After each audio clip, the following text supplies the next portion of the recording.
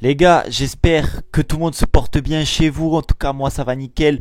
Aujourd'hui, on se retrouve pour l'avant-match de la rencontre entre le Barça et Villarreal. Un petit choc, on va se le dire quand même, un petit choc parce que Villarreal, ils sont quatrième, il me semble, avec 11 points. Et nous, on est premier.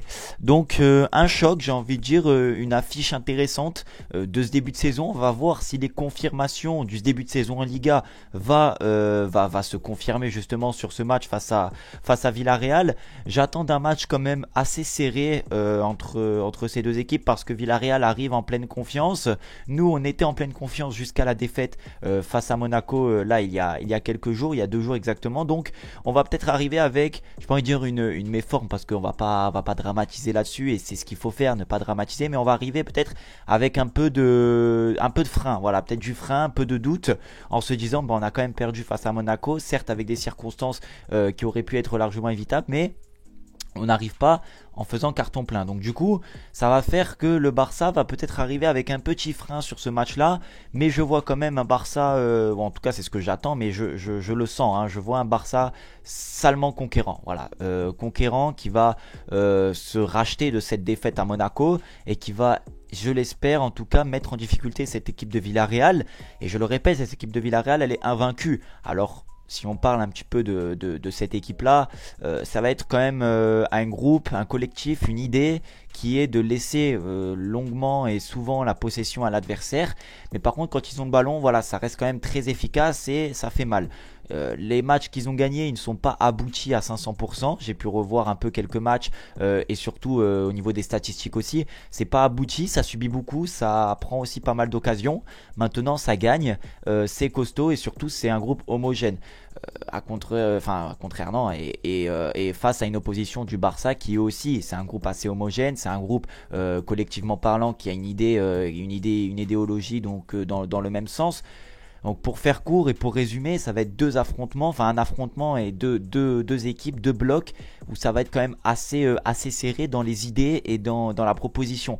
Maintenant, je pense que le Barça a largement le statut de favori, a largement l'équipe pour remporter, surtout que c'est à domicile et surtout ils sont un petit peu dans l'obligation de le faire parce que une défaite à Monaco en Ligue des Champions, tu sais que tu reçois en plus Villarreal quelques jours après, sachant que Hansi Flick face à Monaco à la 65, 70e il me semble, je sais plus exactement le temps, mais il a fait souffler la plupart des cadres. Pedri est sorti, Yamal est sorti, Lewandowski est sorti.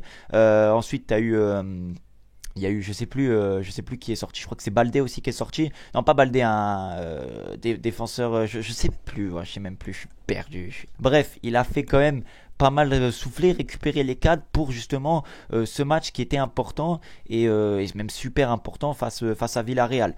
Donc j'attends quand même du Barça une réaction, une vraie réaction, un vrai, voilà, une gérance collective où ils vont se dire, bah écoutez, on a quand même perdu, mais là voilà, on va continuer, on ne va pas douter de nous et on va faire ce qu'on faisait début de saison, le retranscrire sur Villarreal parce que face à Monaco, finalement, ils n'ont pas pu faire le match qu'ils ont voulu faire à cause du carton rouge. Ils ont dû changer les plans tactiques.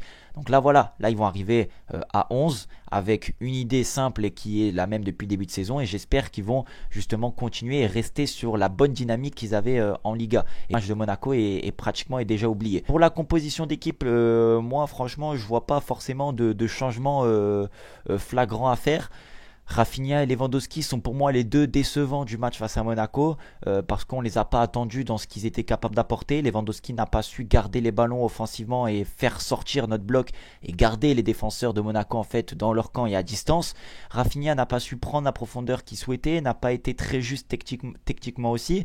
Donc c'est les deux déçus. Maintenant, on va pas sortir bien évidemment Rafinha et Lewandowski de cette équipe tout simplement parce que ça me paraît quand même assez compliqué avec la profondeur de banc qu'il y a. Mais par contre, petit changement dans l'équipe, j'aimerais bien voir Ansu Fati titulaire. C'est je pense, en tout cas, le choix le plus judicieux qui s'ajoute. Pourquoi je vous dis ça? La défense centrale, elle va pas bouger. Alors il y a un sujet sur Ter Stegen aussi. Je sais qu'il est beaucoup critiqué en Espagne et même chez nous par les supporters français. Moi, je vais le laisser parce que c'est le capitaine et puis surtout que Iñaki Peña, c'est pas forcément valeur sûre aussi. Donc non, on va laisser Ter Stegen. Maintenant, oui, il faut être lucide et se dire que ça fait un moment qu'il est là, un moment qu'il fait pas mal d'erreurs, un moment que il y a quand même pas mal de buts qui sont inscrits. Mais voilà, je vais essayer de voir le positif et se dire que face à Monaco, au-delà de ces deux petites erreurs, même si elles coûtent très très cher, il nous sort quand même quelques parades. Ça reste Ter Stegen, il a un jeu au pied très intéressant. Maintenant, voilà, je suis conscient des choses et je les comprends. Mais on n'a pas trop de marge voilà, de changement à faire avec Iñaki Peña sur un match aussi compliqué, surtout que c'est le gardien, le capitaine. Donc voilà, Ter Stegen au goal. La défense centrale, Koubarsi, Inigo, ça ne change pas. À droite Koundé, à gauche Baldé, je pense que c'est valeur sûre. Là, face à Monaco, il y a 2 buts qui est encaissé, mais je trouve que la défense a été plutôt solide dans la globalité. À 10 contre 11, c'était pas simple. En Liga, c'est la meilleure défense, je crois, du championnat. Donc, il y a quand même des certitudes et voilà, une certaine connaissance de tous ces joueurs-là qui font que les matchs sont souvent aboutis défensivement. Au milieu de terrain, c'est là où ça se corse. Moi, j'ai pas du tout aimé la prestation d'Eric Garcia sur les 10 premières minutes parce qu'au-delà de ça, c'est pas quelqu'un qui, pour moi, est capable de faire la transition entre la défense et le milieu de terrain. Donc Eric Garcia, pour moi, rien que en fait, pour la globalité de ce qu'il est en train de faire dans ce début de saison, qui est pas trop mal, mais là, face à Monaco, je ne le mettrai pas que parce qu'il a raté son match face à Monaco et qu'il a pris carton rouge, juste parce que c'est pas le match pour que Eric Garcia soit titulaire. Sincèrement, au-delà de ça, hein, vraiment, je trouve qu'il n'est pas capable d'assurer aujourd'hui la transition défense-milieu et que c'est beaucoup trop lent et on va avoir besoin de verticalité, de vitesse. C'est pour ça que le double pivot, je mettrais quand même Pedri Casado. On a Casado qui va être capable de, voilà, justement faire une transition, mais aussi et pas mal défensivement, récupère beaucoup de ballons, et Pedri qui est dans le même registre et qui est capable aussi de se projeter. Donc pour moi, le double pivot Pedri Casado, ça peut être intéressant, surtout que Pedri, on l'a vu face à Monaco, moi je le trouve beaucoup meilleur enfin beaucoup meilleur, ça se dit pas, mais bien meilleur dans le double pivot. En numéro 10, Rafinha, voilà, je voulais le voir face à Monaco en numéro 10. Là, j'aimerais aussi le voir face à Villarreal. C'est un poste où je pense qu'il peut exceller, où il peut donner des bons ballons, où il peut faire énormément de courses et combler et pallier aussi ce troisième milieu à venir défendre. Donc Rafinha en numéro 10. À gauche, Ansu Fati. Voilà, comme je vous ai dit, j'aimerais bien le voir titulaire et j'espère qu'il le sera.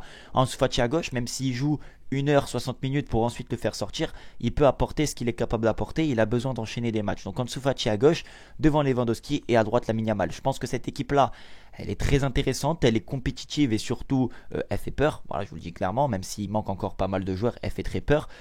Dani Olmo est blessé, Gavi est toujours blessé, ne sera pas, il me semble, dans le groupe, et Frenkie de Jong toujours pareil. Il s'entraîne avec l'équipe mais ne sera pas disponible. Donc voilà pour la globalité de cet avant-match. J'espère que ça vous aura plu. Dites-moi en commentaire, vous, votre équipe que vous aimeriez voir commencer titulaire, les joueurs que vous voulez pas voir, votre pronostic. Pour ma part, je vois une victoire du Barça. Je ne saurais pas donner un score parce que là, ça me paraît quand même assez compliqué et un peu flou. Le Barça va peut-être encaisser un but, mais je vois quand même marquer à domicile et se venger un petit peu, se défouler de Monaco. Donc voilà. Prenez soin de vous et de votre famille. Je vous embrasse. Ciao.